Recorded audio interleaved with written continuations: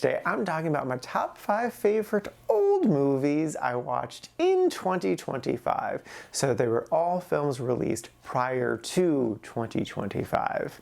And this is at a total of 243 old movies from across the year. Alienoid 2, The Return to the Future. So I was blindsided by how much I crazy loved the first one. The first one's so great, it's so silly, so ridiculous, but goes to some incredible places. And I was like, all right, sequel time. Are they gonna be able to match the original? That's always a tall order, most films can't do it. But just like Empire Strikes Back, the sequel somehow manages to crush the original. I love this movie so much. I debated real hard if it was gonna be number 1 or 2 for a long time, just because of how much I love this. I'm gonna be a little vague with the premise, just because it just spoils stuff from the first one, and you should definitely watch the first one. It picks up right where the last film left off, of some characters traveling through time to the past, and so a good chunk of the film takes place in the past, but it still does cut back to some interesting developments that happened in the present. And I'm like, man, it's so good. I love it so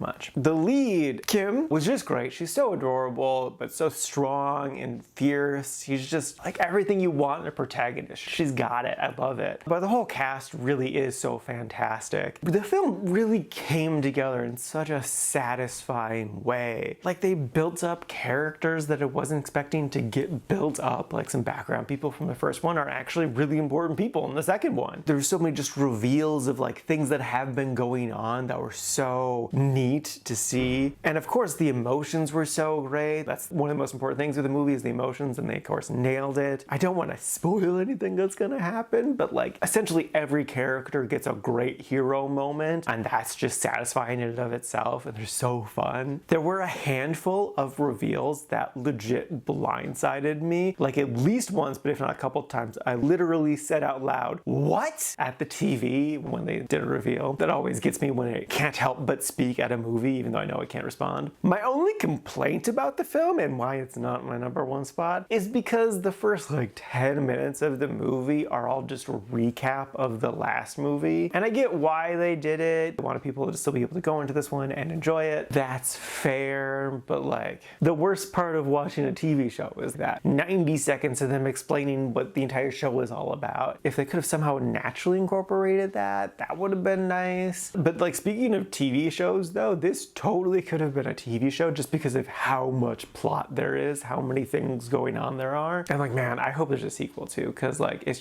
so perfect. It's so great. I love it a lot. There's definitely more story to be told for sure. So yeah, no, I crazy love this movie and would wholeheartedly recommend it. Definitely say though, watch the first one first, because A, it's amazing. And though you could just go into this one without having seen it, because it does have that huge recap thing, it's better to just experience the first movie as the first movie. Plus, like, if you do get confused by the first movie, because there is a lot going on, the recap at the beginning will help kind of clarify all those points. So yeah, no, thoroughly crazy loved, definitely without a doubt recommend. The Punisher 2004.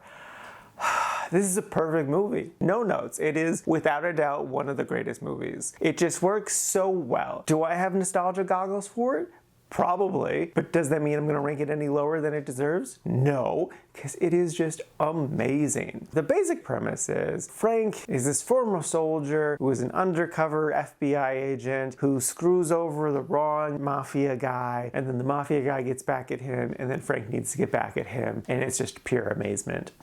Where do I start? I have to start with the soundtrack and the score, because without a doubt, the soundtrack is one of the best movie soundtracks, period. It is so of its time, and it is so emo, but it is just all bangers, no skips. So perfect, so perfect. You got Drowning Pool, you got Muddle of Pud, you got Nickelback, you got Queens of the Stone Age, Seether. It just goes on and on and on. Just like, how did they make such a perfect soundtrack? It blows my mind. It's just perfect. If you've never listened to the soundtrack, just listen to the soundtrack on repeat for the rest of your life because it's perfect. But this time I'm watching it because I've seen it before, if you couldn't tell, so many times.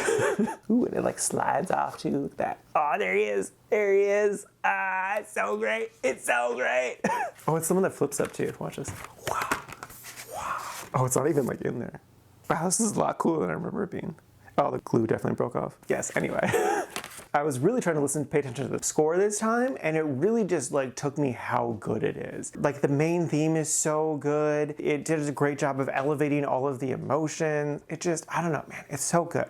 Okay, let's go into specifics more of the rest of it. I did watch the extended edition, which is the one that I have. And if you've never seen this movie before, I will say that like, though I do really enjoy everything within the extended edition, it does take a while to get to like the Punisher stuff. So it does kind of, in a sense, hinder the pacing. So I'd say maybe for a first time viewing, you could just do the regular edition, but then immediately go through and watch like the deleted scenes that are included in the extended edition and the animated short because they're totally worth it because they're amazing. I loved the family reunion scene so much. The action is just unrelenting and there's such incredible practical special effects. I mean, that's true of the whole thing, but it really highlights what this movie is because it shows off the incredibleness of this practical special effects. Like there's a guy that gets blown up and set on fire.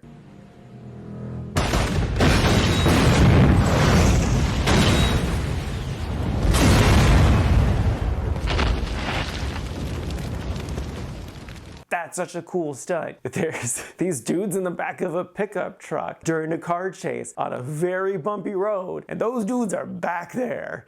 Ugh. Just a fun and well executed scene and just perfect. It's just perfect. Oh my god, the torture scene, I was so looking forward to it, and then when it happened, I'm like, this is just perfect. There's no other word to describe it. It's just perfect. Maybe perfection. I love the theme about like good memories will save your life. I think that's a very true thing and a very beautiful message for the movie. The movie does a really good job too of like balancing this very serious, dark, disturbing world with some light, fun humor. That mostly comes from the neighbors because you need some moments of levity to help balance it out so it's not just all depressing all the time. Plus then once bad stuff does get close to them, it hurts even more because you're like, oh, these are the safe characters. These are the characters that are here just for fun. But then scary stuff happens near them and you're like, no, you can't do this to these people. I love these people. One of them is Ben Foster, who gives an incredible performance. Love him to bits. I mean, really, I could shout out everyone in the cast. Thomas Jane is so perfect as the Punisher. So if you haven't guessed, I ridiculously love this movie. It was one of my favorite movies when I was a teenager for good reason. It is so fantastic. And I would, without a doubt, highly, highly recommend it. If you've never seen any Punisher related stuff, this is such a brilliant, amazing, incredible movie. It maybe didn't get the best critical score, but I don't care. I stand by my hard, fast love of this movie. It is just perfection from top to bottom. Yes, no, crazy love this movie, without a doubt recommend. A River Runs Through It. This is a 1992 film starring Craig Schaefer, Brad Pitt, and Tom Skerritt. I have seen this movie before. It's been a long time, but I knew I was gonna enjoy it a lot. I was kind of surprised with how much I crazy loved it this time, but it without a doubt deserves all the praise I'm about to just throw at it, because it's such an incredible film. It's based on a book which is kind of autobiographical.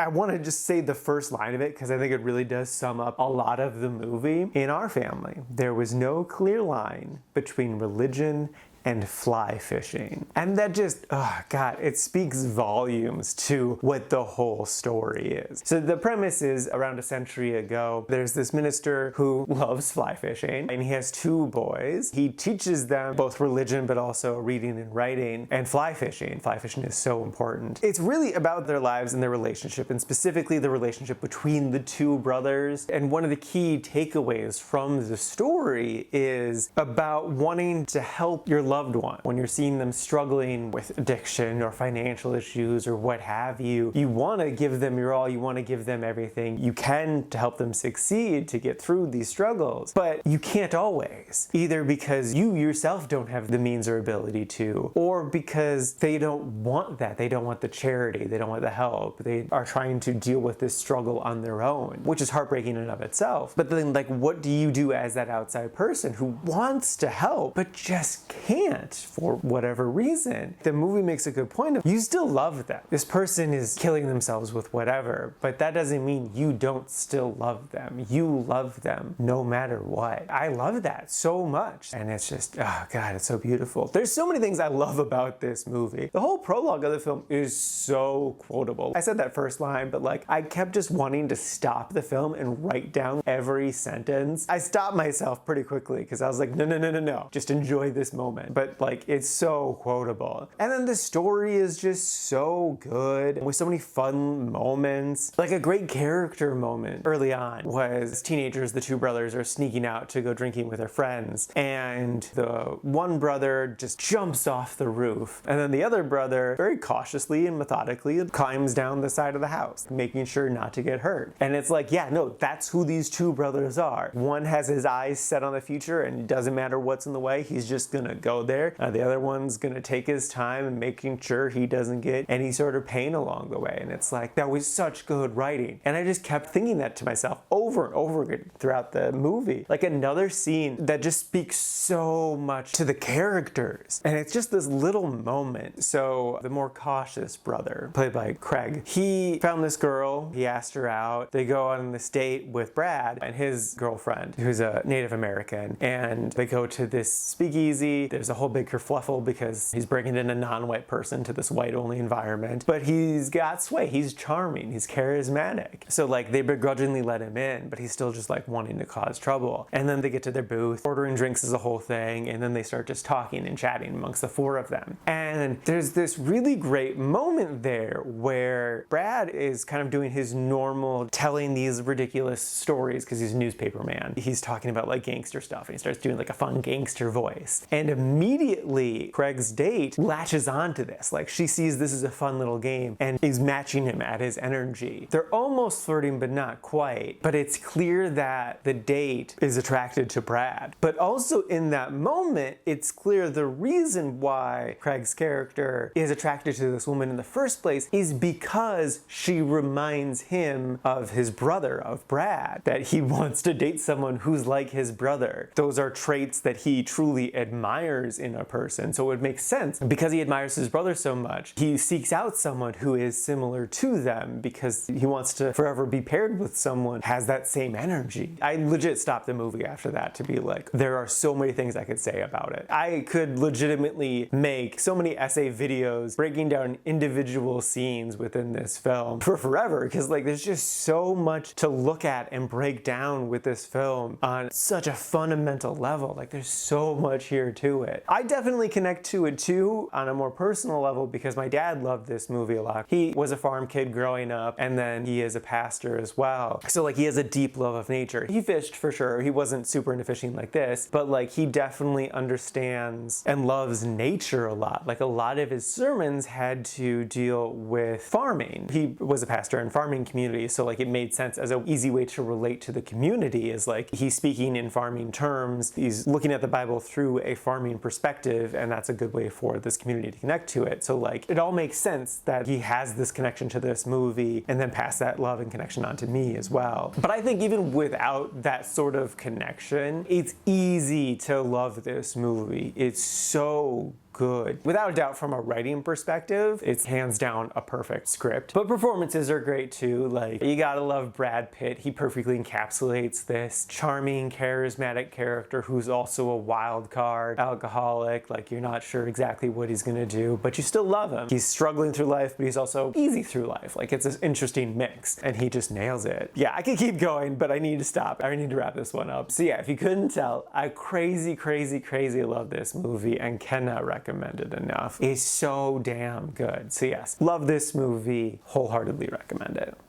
Sunset Boulevard. This is a 1950 film, and hot damn did I love it. I so thoroughly enjoyed this. Like, spoilers, it's my #1 movie so far this year. Well, thinking about what I want to say about this movie, I'm like, I do not have the words to describe how great this movie is. Like, I knew it's an iconic movie, it's a much-loved movie, very influential movie, but I don't feel like I have the vocabulary to really capture the freaking amazingness of this movie. So I'll do the best I can, but like, trust me, I'm underselling it. I loved everything top to bottom. Like, Billy Wilder is such an incredible writer, and this is one of those films that just really shows off his master skill. The basic premise is there's this struggling writer in Hollywood who constantly writes, but he's not making any money. One day when he's running away from some debt collectors, he stumbles across this mansion where he meets this old forgotten actress. And I love that first act because it really establishes who this guy is, that he's just all about writing. And even though it feels almost like a completely different movie, it works because it's almost like going into Oz when entering this house. It is just a different world that this old lady lives in. Old, she's not that old. She's, I think, 50 in the film. I mean, that's Hollywood. That's definitely Hollywood. I love the characterization of all the characters. Like, Joe, the main character, is so strange. I mean, the more dramatic character is Norma, because she is more dramatic and eccentric, so she kind of demands your attention. But Joe is so weird too, but in a completely different way. He's just kind of sucked into this situation that, like, he both wanted to be a part of, but then was kind of lured into to be like a sugar baby, basically. But he's not about the money. He's not about the trinkets and the extravagant lifestyle and the fancy suits. He constantly rejects them, but yet he also wears them and goes around in them, and he's never enticed by them. But he, like, does start off wanting to use this woman, I think, sort of as a means to be able to continue to write, but then just gets into this like one-sided relationship, and it's so interesting. Norma, of course, is incredible. She's so fascinating and interesting. I can't even begin to scratch the surface with her awesomeness. I will talk about Betty, though. I loved Betty so much, especially just like her first scene, because she instantly pops because she is this reader who reads scripts for this producer guy to, you know, determine if they should produce them. And she is asked her opinion of this one script that she does remember and just lays into it, just like really up and down, trashes it. And I'm like, that is a strong woman. That is this badass woman who just like very plainly states her matter-of-fact opinion about this terrible thing. And like, she doesn't know that the writer's in the room, and she does apologize for it. But like, she's not apologizing for expressing her opinion, she's apologizing for being rude. Because, you know, when someone asks for feedback, you don't just like lay it down on the line fully, you know, you kind of sugarcoat things a little bit because you're not trying to, you know, gut a person. And I loved that about her, that she not only, you know, spoke her mind very truthfully, but then apologized for the right reasons, not for expressing her opinions, but for being rude about it because she didn't know. Like, that's just so great. Every time she popped up, I was so excited to just see what she had to say. She was so aspirational. Just like, I loved her energy. Everything about her was so perfect. I think part of why this movie works so well is that between those three leading characters, each one of them is interesting enough to have their complete own story. Like, Betty could totally have an entire movie just about her with no changes made to her character, and it would be so fascinating and incredible. And then the same is true for the other two. And just like, they're all coupled together with just such a neat story. Like, I love that they don't explain stuff. Like, things just happen in this world. Like, there's a monkey funeral at the beginning, which is so weird, and the movie treats it as something weird, but they never explain it or go into it. But it doesn't feel like we're missing anything. It feels like it gave us just enough information to set the tone of this world, this strange world. So yes, no, I crazy loved this movie and would wholeheartedly recommend it. It's so incredibly written, incredible performances, great cinematography, just like top to bottom, it's so good. It's film noir done to perfection, and yeah, no, crazy love this movie, wholeheartedly recommend.